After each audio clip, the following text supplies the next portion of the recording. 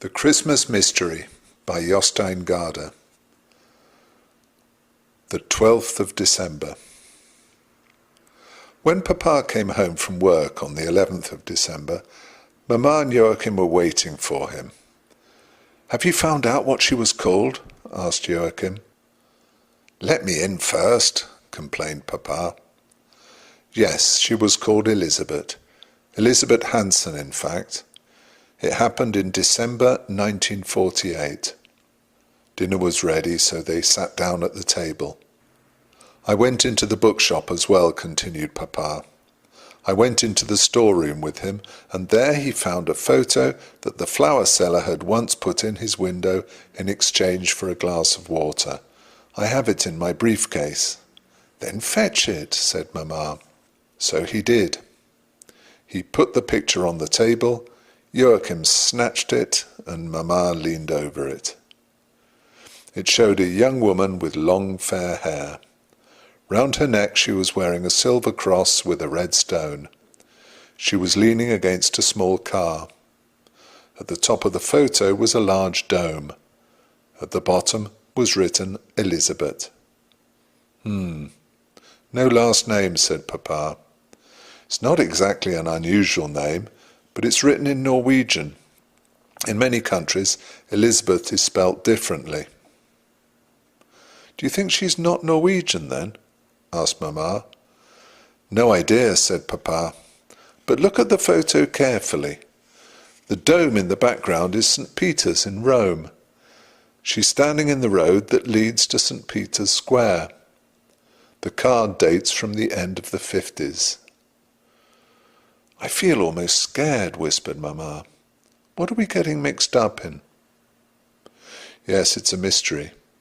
But there's no reason to believe that the girl who disappeared in 1948 is the same as the woman in the photograph," said Papa. He sat staring in front of him. "He wasn't at the market," he said. "Who? You're talking in riddles," said Mama. "The flower seller, John. The man with the water. I'd give a lot for a talk with him. But there's one thing we can take for granted. It was he who made this strange calendar. Now he's disappeared." That was all he said. Joachim was thinking about it all so much that he wanted to go to bed early. Then it wouldn't be so long before it was morning again, and he'd get to know more about Elisabet Hansen and the angel ethereal. When he woke up on the 12th of December, Mama and Papa were in his room before he managed to open his eyes. That was a bit special because it was Saturday when Joachim was usually up long before the others. "You must open the calendar," said Papa. "Hurry up." It was obvious that he would have liked to open it himself. The picture was of a man in a red tunic, holding a large sign. Mama and Papa sat on the bed. Joachim had picked up a little piece of paper, folded over and over. He smoothed it out and read aloud what was written on the paper in very tiny writing. Quirinius. The 5 sheep had crossed a ridge and begun to run down into a fertile agricultural district. Imperial fluttered around the little flock, and after the sheep and the cherub came Jacob and Joshua, Caspar and Balthazar, Epheriel and Elisabet. They passed Lake Biel and then several more lakes. The biggest and most beautiful was Lake Geneva. It glittered so that it looked as if a piece of heaven had fallen down to earth. Only when Elisabet looked up and saw that there was no hole in the sky was she able to be quite sure that the picture of the sky in the big lake was only a reflection. Again they ran along an old road alongside a river in a deep valley. Epheriel told them that the river was called the Rhone, and that all the water it carried with it from the Alps ran down first into Lake Geneva and then later right down to the Mediterranean. They ran across an old bridge to the other side of the river and stopped in front of a monastery called St. Maurice. There were high Alps on every side with snow on their peaks. The time is 1079 after Christ, said Epheriel. The monks have lived here among these tall mountains, praising God and his creation ever since the 7th century. The monastery is built around the grave of the holy St. Maurice, who was killed here in this valley in the year 285 because he refused to worship the Roman gods. He had only just finished speaking when a monk walked out of the monastery. He greeted them with a slight nod. "Gloria Dei," he said. "And the same to you," said Elisabet, even though she had not understood what the monk was saying. She thought one of them ought to answer him. Only then did the monk notice the two angels. He knelt on the grass and said, "Alleluia, Alleluia." It was clear that they weren't used to angels visiting them at the monastery, even though it was so high up in the Alps that it was close to the angels in heaven. Imperial rose above the ground, flew towards the monk, gently beating his wings, and said in a voice soft as silk, "Fear not, and be in no wise afraid. We are only going to Bethlehem to greet the Christ child." Then King Caspar of Nubia strode up to the monk. He said, "Peace be with you and your monastery. It is true what the angel has said. We are on our way to the Holy Land to pay homage to the King of Kings in Bethlehem, the city of David." With those words they set off again. They came to a little place called Martigny, where there was an old Roman theatre. "The Romans used this route over the Alps too," explained the angel Epheriel. "Much later Napoleon crossed the Alps with his army." "To Bethlehem," called Joshua, and they sped upwards towards the high mountains. The air was so thin and clear that Elisabet thought she must be on the way to heaven. From time to time they saw a mountain hare, a marmot, or an alpine goat. Up in the air circled crows and vultures, and now and again a grouse started up from the bushes. At the top of the mountain pass stood a large house. "The time is 1045 years after Christ," said the angel Epheriel. "That house is a hospice, whose purpose is to look after people who are crossing the Alps. It's brand new and has been built by Bernard of Menthon. From now on and for the rest of time, the Benedictine monks will live up here and organise a rescue service for people who are lost in the mountains. They're helped by their clever St. Bernard dogs."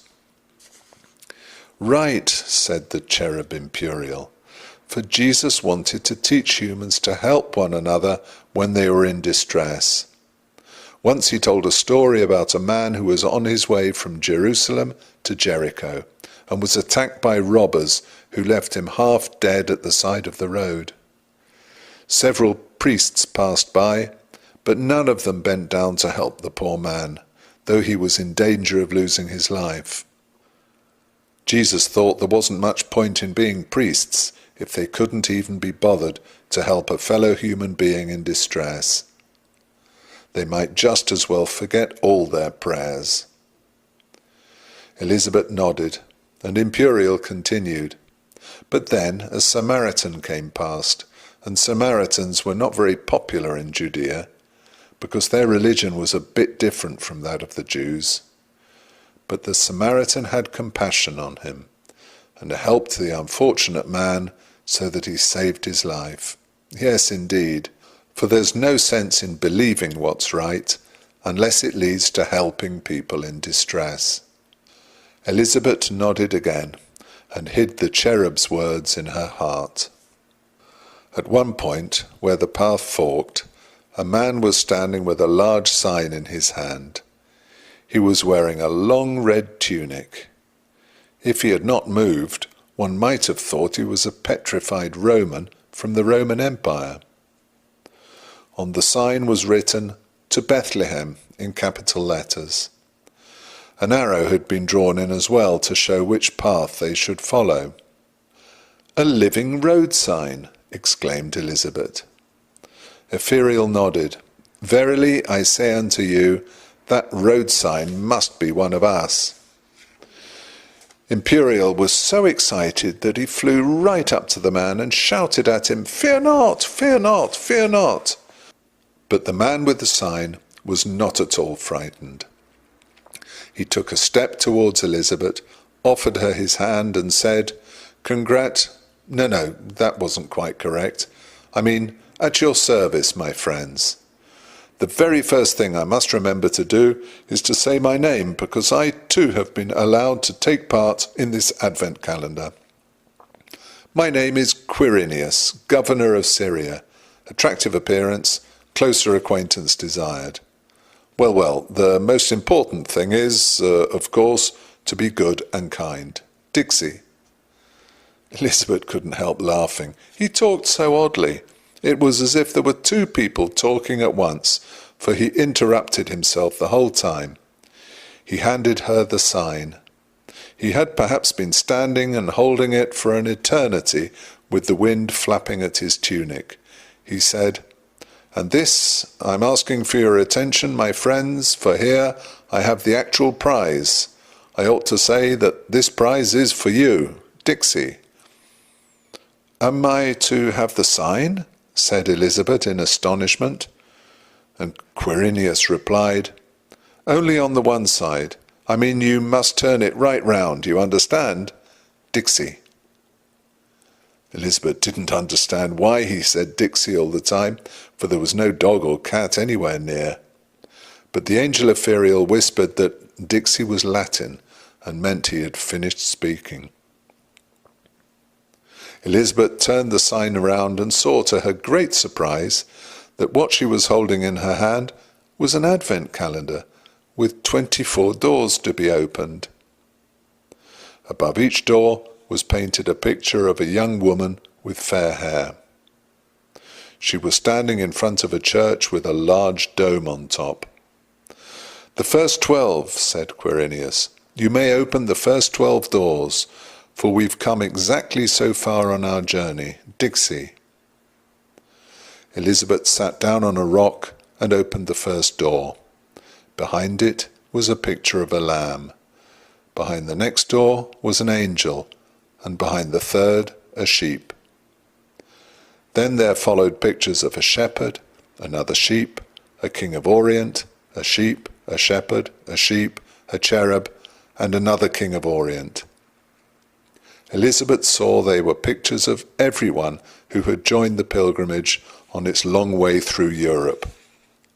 But who was the lady? "Thank you very much," she said. Quirinius shook his head. "On the contrary, what you said last was quite wrong, because you're not the one to say thank you, I am. I thank you and the others here for allowing an old Roman like myself to join this godly group which is on the right way to Bethlehem. After all, it was not I, in fact it was you, who set off first after the delightful lamb. Dixie, Dixie, Dixie." Elisabet looked up at Epheriel and laughed. "But you haven't opened the 12th door," said the angel. Elisabet opened the 12th door as well, and now she was looking down at a tiny picture of a fair-haired woman in front of a big dome of a church. Joshua struck his shepherd's crook against a cairn. "To Bethlehem! To Bethlehem!" "How far is it to Bethlehem now?" asked Elisabet. "Not very far," said Epheriel. They sat looking at each other. Then Joachim began to laugh. "I hope Quirinius is going all the way to Bethlehem with them," he said. Mamma and Papa went on examining the piece of paper. "He's brought the young woman into the story of little Elisabet today," said Papa. "And then he's made another little Advent calendar inside the big one," said Mamma. Papa nodded. Of course, he must have meant something by it. Do you think there's yet another calendar inside the little Advent calendar? Asked Joachim. Who knows? Said Mamma. Who knows?